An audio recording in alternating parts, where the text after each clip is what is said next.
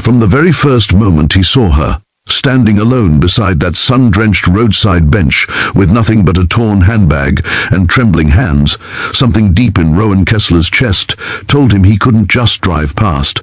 It wasn't the kind of instinct he could explain. Maybe it was the tired sadness in her eyes, or the way she fought to stay upright even as her whole world clearly threatened to collapse. But that morning, in the middle of an ordinary weekday, Rowan stopped his old dusty truck, not knowing that his simple act of kindness would unravel secrets, rewrite destinies, and pull him into a story far bigger than anything he had ever imagined. If you believe in kindness, second chances, and the power of unexpected human connections, make sure to like, comment, share, and subscribe to Touch of Kindness, because stories like this are born from moments when one person chooses to care. The sun was warm that late morning, casting a mellow glow across the quiet rural road leading toward the outskirts of Crestwood, a small town where everyone knew everyone. Or at least thought they did. Rowan was returning from dropping off his 8-year-old daughter, Alette, at her school, already mentally preparing for another long workday at the small carpentry shop he ran alone. His days had become a blur of sawdust, worn tools, and the steady ache behind his right shoulder. Being a single father meant working twice as hard, stretching every dollar, and keeping every tear tucked carefully behind a tired smile. It wasn't an easy life, but it was a life he tried to carry with dignity. He first noticed the woman from a distance, standing too still, trying too hard to look composed.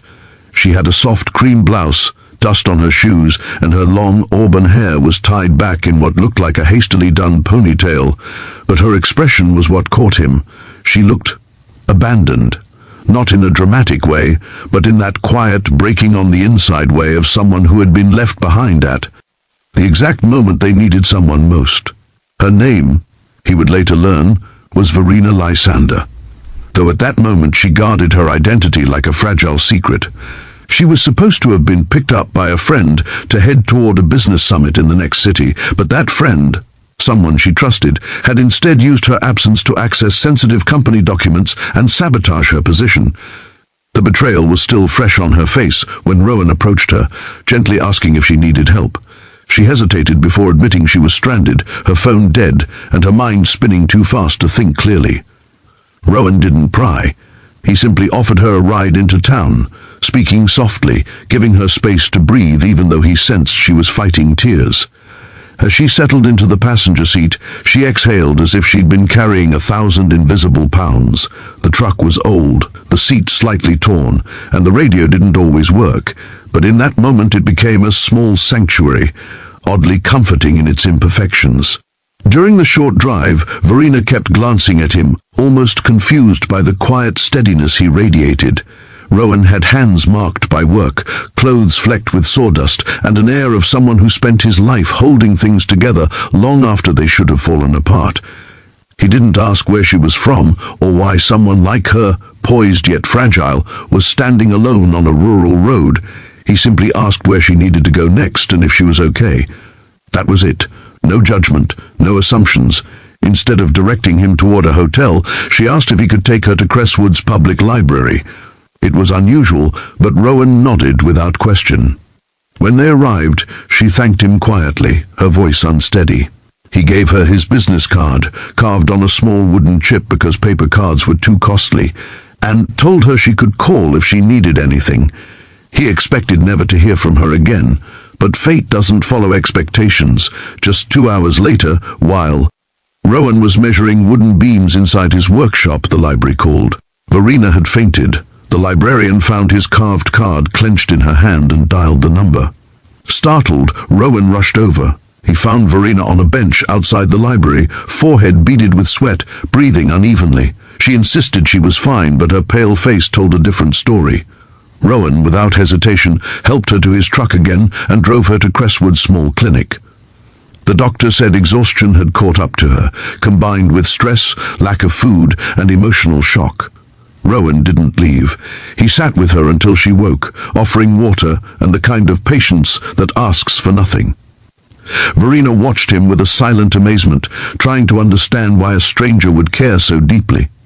She had lived in a world of polished smiles, etiquette, and calculated alliances, where kindness always hid behind an agenda. But this man, this simple carpenter with quiet eyes, was different. He cared with no reason to. And that touched something inside her she didn't even know had gone numb. When she was discharged, Rowan offered to drop her anywhere she wished, but instead she asked if she could rest for a few hours somewhere peaceful. Without overthinking, Rowan drove her to his small home at the edge of the forest. Alette was still at school, so the house was quiet, a humble space full of handmade furniture and the warmth of a place built by heart rather than wealth. Rowan prepared her a cup of tea and let her sit in the backyard, where sunlight filtered through tall trees and birds chased one another across the open sky. Verena breathed in deeply, feeling the tension slowly melt. She ended up staying until evening. Alette returned home with a burst of energy, shyly observing the beautiful stranger sitting in their yard. Verena, despite her lingering exhaustion, offered her a gentle smile and complimented the little wooden owl the girl held in her hand. Alette, always guarded since her mother left, warmed instantly. Children sense real kindness. They always do. Rowan watched the two of them interact, unable to explain why the sight stirred something deep inside him. Over the next few days, Verena remained in Crestwood. Her phone finally charged, and emails from her company flooded in, revealing that rumors were spreading about her abrupt disappearance. Investors panicked, board members argued. Her assistant, loyal but overwhelmed, begged her to return. But Verena hesitated. Every time she thought about going back, her chest tightened. The corporate empire she had built for years suddenly felt like a gilded cage, and standing at its gates were people who didn't hesitate to betray her the moment it suited them. Meanwhile, Rowan's life went on. Bills piled up, his tools malfunctioned, and a large order from a client was delayed because the wood shipment had complications. He felt pressure mounting from every direction, but he never mentioned it to Verena. To him, she was a guest, a human being trying to get back on her feet. He didn't think she needed to carry his burdens too, except she saw everything. She noticed the repaired wiring on his tools, the strain in his posture at the end of the day, the tired shadows under his eyes. She noticed how he always made sure Alette had clean clothes, lunch packed with care, and help with her homework, even if it meant sacrificing sleep. She observed the small cracks in his home's foundation, the flicker in the lights when the breaker acted up, and the quiet sighs he tried to hide when he checked his bank account on his old phone. And something began to shift inside her. This man had shown her what genuine humanity looked like. Now she wanted, needed to do something in return, not out of pity, but out of gratitude, and something deeper she struggled to name. Rowan's birthday arrived quietly a week later. He didn't celebrate it. No one ever did. But Verena found the date on a document he had left on the table. She and Alette prepared a simple surprise in the early afternoon. Homemade muffins, a small wooden frame Alette carved, and a hand-picked bouquet of roadside wildflowers. When Rowan walked in and saw them standing there beaming, he froze. His eyes shimmered, but he tried to blink away the emotion. Verena saw it anyway. Something in their shared silence that day tied both of their hearts into a knot they weren't ready to admit. But reality soon returned. Her company found out where she was and sent a luxury car to bring her back. When the polished black sedan parked outside Rowan's home, Verena felt her heart twist painfully. That world, her world, had come to reclaim her.